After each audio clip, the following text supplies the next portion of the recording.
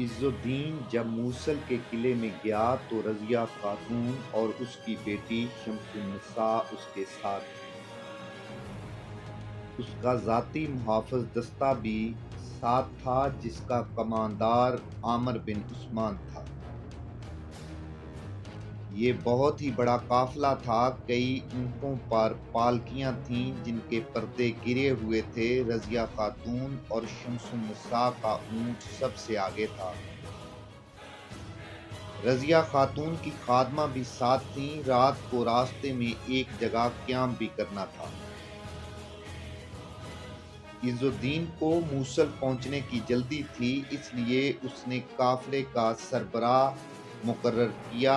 خود قیام کیے بغیر اپنے چند ایک محافظوں اور 2-3 مشیروں کے ساتھ سفر جاری رکھا۔ عامر بن عثمان کو قافلے کے ساتھ رہنے دیا گیا۔ سورج غروب ہوتے ہی خیمے نصب کر دیے گئے۔ رضیہ خاتون کا خیمہ ان خیموں سے بہت دور نصب کیا گیا جن میں رات حرم کی لڑکیوں کو رہنا تھا۔ عز الدین نے خاص طور پر حکم دیا تھا کہ رضیہ خاتون اور شمس النساء کو حرم کے خیموں سے دور رکھا جائے۔ قیام کی جگہ سرسبز اور چٹانی تھی، چٹانوں پر بھی سبزہ تھا۔ ہری بھری جھاڑیوں کی بہتات تھی۔ رات کو عامر بن عثمان مشعلوں کی روشنی میں حفاظتی انتظامات دیکھتا پھر رہا تھا۔ ان دنوں وہاں کوئی خطرہ نہیں تھا، کہیں بھی لڑائی نہیں ہو رہی تھی۔ سلطان ایوبی مصر میں تھا اور صلیبی کہیں دور بیٹھے سلطان ایوبی کی اگلی چال کے انتظار میں تیاریاں کر رہے تھے۔ پھر بھی عامر کا یہ فرض تھا کہ خیمہ گاہ اور جانوروں کے ارد گرد گشت کا انتظام کرتا۔ وہ حرم کے خیموں سے ذرا دور گھوم رہا تھا۔ اس وقت وہ اکیلا تھا۔ خیموں سے کچھ اور دور گیا تو اسے اپنے سامنے ایک سایہ کھڑا نظر آیا۔ اس نے ایک جگہ جا کر گھوڑا روک لیا۔ میں نے تمہیں اندھیرے میں اتنی دور سے پہچان لیا ہے، تم قریب آ کر بھی مجھے نہیں پہچانتے۔ یہ انوشی کی آواز تھی۔ عامر بن عثمان نے آواز کو پہچان کر کہا، مجھے بہت کام کرنا ہے۔ اتنی وسیع خیمہ گاہ اور اتنے سارے جانوروں کی حفاظت کا انتظام میرے ذمہ ہے، مجھے مت روکو۔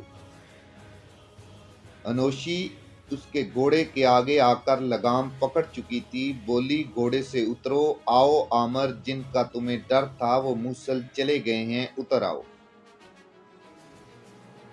عامر گھوڑے سے اترا۔ انوشی نے اسے بازو سے پکڑا اور ذرا اوپر چٹان کی اوٹ میں بٹھا لیا۔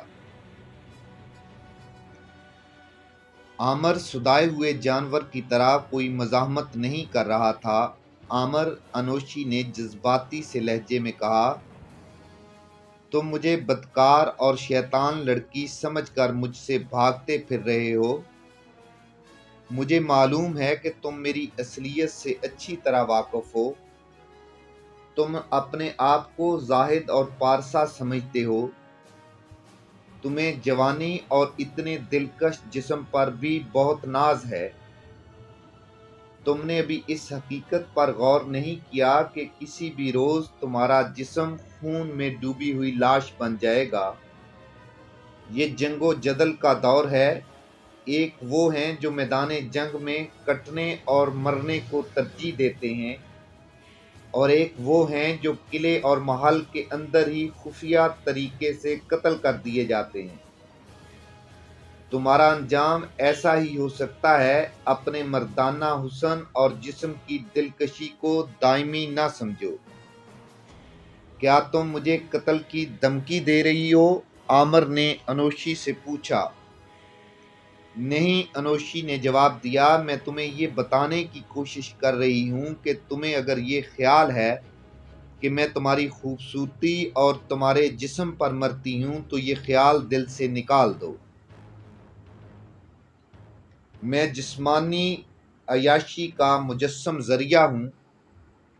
मगर मैं जिस्मानी लज्जत से बेजार हूँ।